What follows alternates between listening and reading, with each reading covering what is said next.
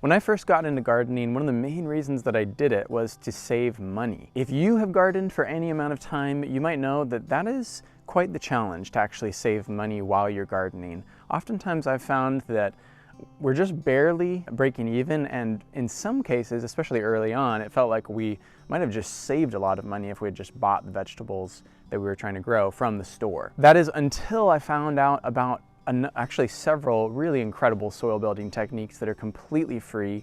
You can find these materials that you'll use readily available just about everywhere. We've lived in multiple cities, different places, and we've found that they are available pretty much wherever you go. So if you want to find out how you can have amazing soil in the spring, stick around for some soil building techniques that are completely free that you can start on this fall.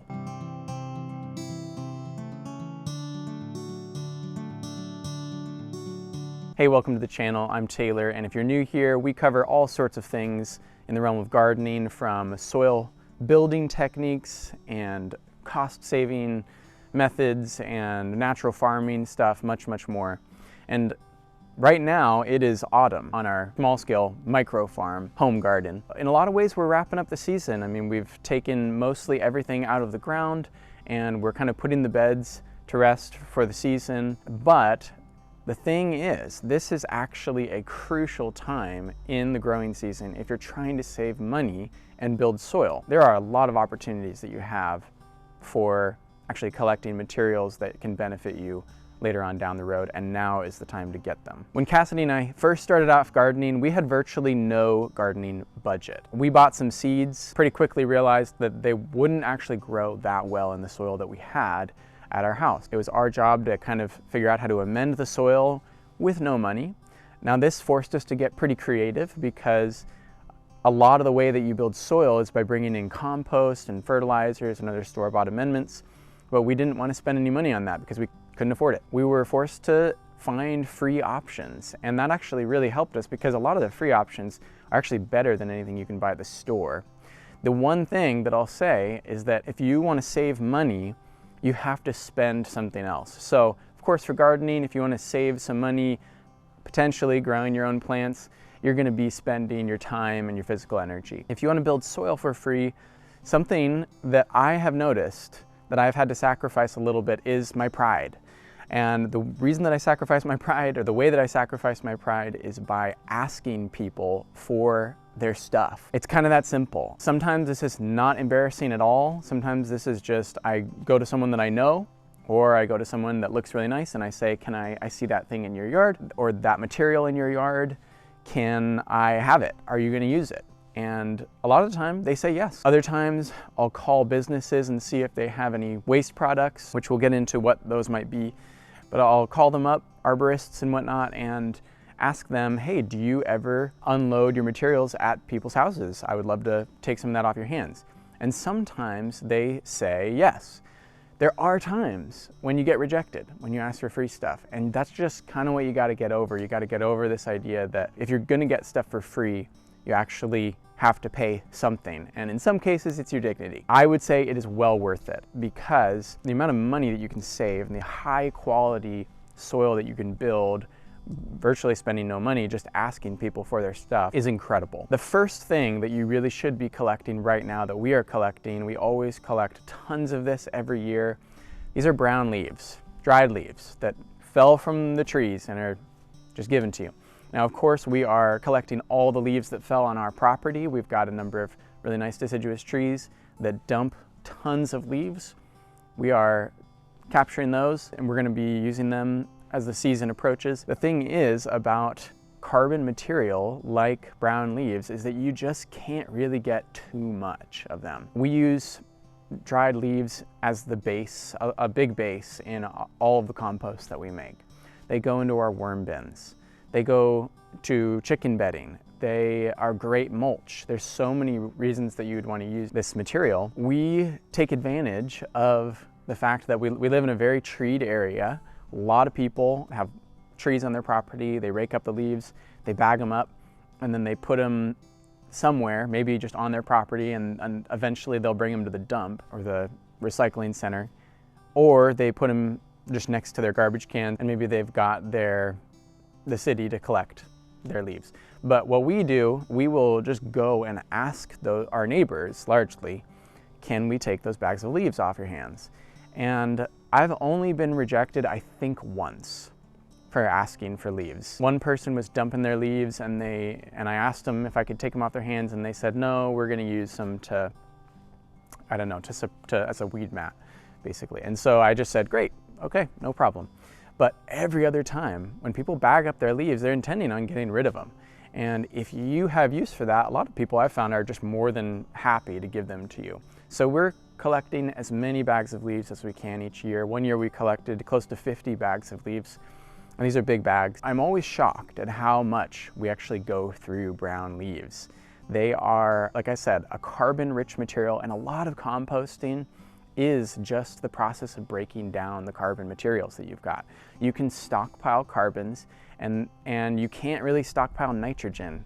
The only way you can build up nitrogen, which is the kind of the other component of a compost pile that you need to break down materials, the only way you can do that is through bokashi. My bokashi buckets aren't quite large enough to store that huge of quantities. And there are some other nitrogen-rich materials that you can kind of store, like manure and whatnot. But brown leaves, dried leaves, they're just a great source of carbon. They break down relatively quickly in a compost pile, especially if you shred them in advance. We just get as many as we can. We give them to our chickens, and the chickens process them. The chickens love just digging through and pecking them and shredding them themselves, and then we take that mixed with their manure, we compost it. It's a beautiful thing. Leaves are also an incredible mulch. They're for free. I would recommend that you chop them up with a lawnmower or a leaf shredder before you put them on your beds. But if you put them on your beds, even right now in the season, they'll break down over the winter. So there's the process of they'll get rained on and they collect moisture, and then that moisture freezes when it gets cold, and then it thaws, and then it freezes and thaws. And through that process, a lot of the organic matter breaks down. Leaves are an incredible carrier of bacteria and fungi, especially. They'll really help establish good fungal dominance in your soil, a healthy, fungally rich soil. Leaves, great thing to collect. Get as many bags as you can. Just go drive around your neighborhood. We cram them into the back of our mini SUV. We don't have a trailer right now or a truck, so we're just making it work. The second thing that you really want to be collecting right now are wood chips. A quick story. There was one year that I called a bunch of arborists in the area, and or tree service companies, and several of them said, you know, you can come and pick them up from here, but we don't really deliver. And then one company said, yeah, if you just want to write us a check for 50 bucks, we'll drop off a big load. That's all I knew. They just said a big load. So I said, great, sounds good. I'll shoot you, a check for 50 bucks. We actually went out of town right when they were going to deliver those wood chips. We came back and our entire driveway was filled with wood chips. Now, that was a bit of a bummer because they wasn't really put exactly where we wanted them to be put, to be dropped, so we had to clear that out, but it actually was a really good incentive to use the wood chips. Now, we use wood chips everywhere in the garden. We use them especially where there's bare soil. We're not going to grow anything there necessarily, but we want to just keep the dust down or the mud down. We try and put wood chips everywhere, and we're continuing to try to do that where we live right now. But we also use them in the pathways of our garden beds. Wood chips also are really good fungal material. As they break down, they create mycelium networks. And so you can kind of, if you get enough wood chips on your property, you can kind of create this really impressive underground network of mycelium that's just nutrient delivery system for all of your plants that you'll eventually plant in the spring. Wood chips are another great thing to get down right now. I'll say people this time of the year are still getting their trees cut down and branches shredded. So if you've got a neighbor, maybe you could ask your neighbor if they're going to use their wood chips. I just asked our neighbor a couple weeks ago, and she said help yourself to a big pile of decomposing wood chips that she had. You can use fresh or well-rotted wood chips. Well, the kind of really decomposed stuff is obviously going to be a bit better because it's more broken down and maybe going to create soil quicker. but fresh wood chips are great for top dressing pathways and creating mud-free areas and just preserving the soil from evaporation and all that stuff. In the summer, helps moisture retention, all of that. So my tip here is just give some arborists in your area a call.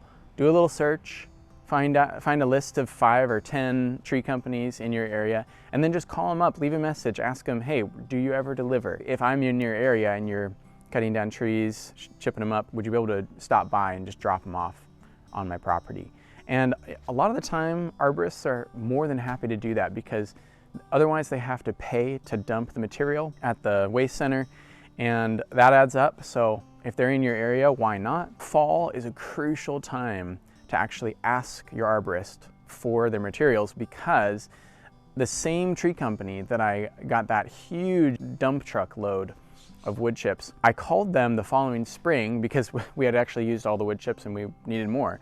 I called them the following spring, and they had forgotten that they had dropped off wood chips on my property. I remember calling them and saying, hey, I would love to get a load of wood chips dropped off, and they said, yeah, you and everyone else, call us in the fall, which was really interesting to me. I actually asked, oh, why is that? And they said, well, everyone's starting their garden in the spring. They want wood chips, as mulch or as compost material. So if you call in the fall, no one's really thinking about their garden. You should be thinking about your garden in the fall, because if you get wood chips now, they'll be more decomposed come spring, and they're more readily available, apparently. That is what I've learned and experienced myself. Maybe that'll be true for you. So get your wood chips going. If you put these in your compost pile, of course, you want to put them in, you just kind of lace them in, not really as a base, because they're extremely high in the carbon to nitrogen ratio. Brown leaves are maybe 50-to-1 carbon to nitrogen, and wood chips are typically 500-to-1. So just a few wood chips in your pile, but they also work great in the chicken run as chicken bedding to soak up their nitrogen-rich poop. The one thing that you want to watch out for your chickens is that you don't want to give them cedar wood chips or cedar shavings, because that can be toxic actually to them and they'll react poorly to that. But pine and any other deciduous trees, non-cedar conifers, that would be great for your chicken bedding.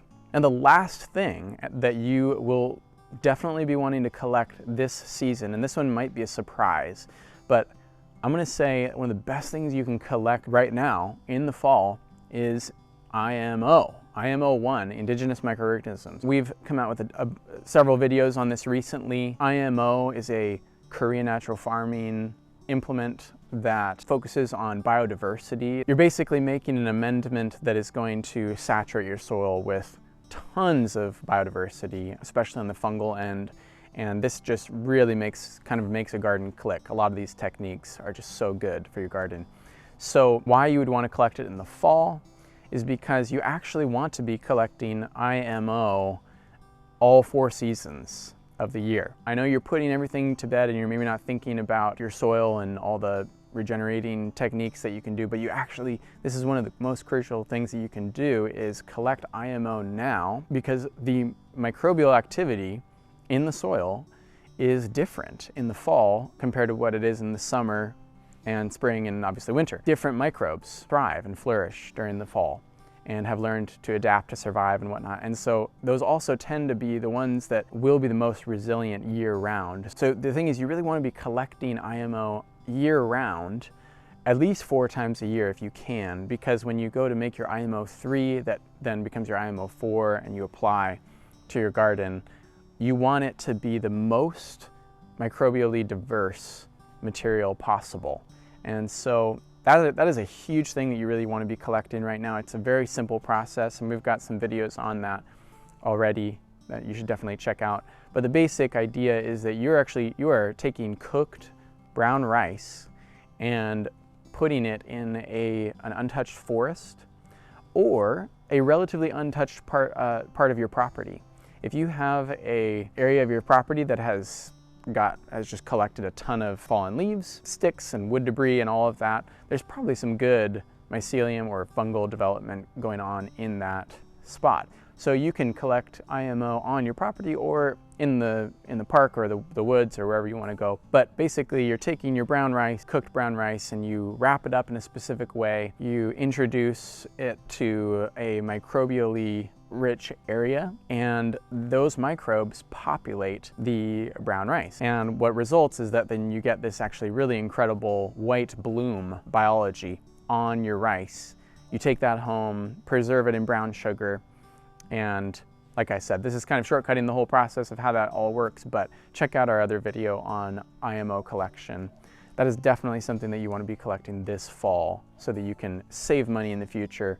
This is going to save you costs on all sorts of soil amendments. This is kind of an all-purpose thing that just helps nutrients get delivered to plant roots. But you want to collect it now so that you can be cultivating it throughout the season and have it ready for spring. Guys, I hope that was interesting to you or helpful as you think about this. You should really consider getting out there and asking people for their bags of leaves. Call up an arborist. Get out into the forest nearby or on your property and collect some IMO. These are 3 ways that we are doing every single year to actually enhance our soil in our garden. And I think you would really benefit from it if you want to do that as well. Make sure that you check out our video on IMO collection so that you know all about that. And otherwise, have a great day.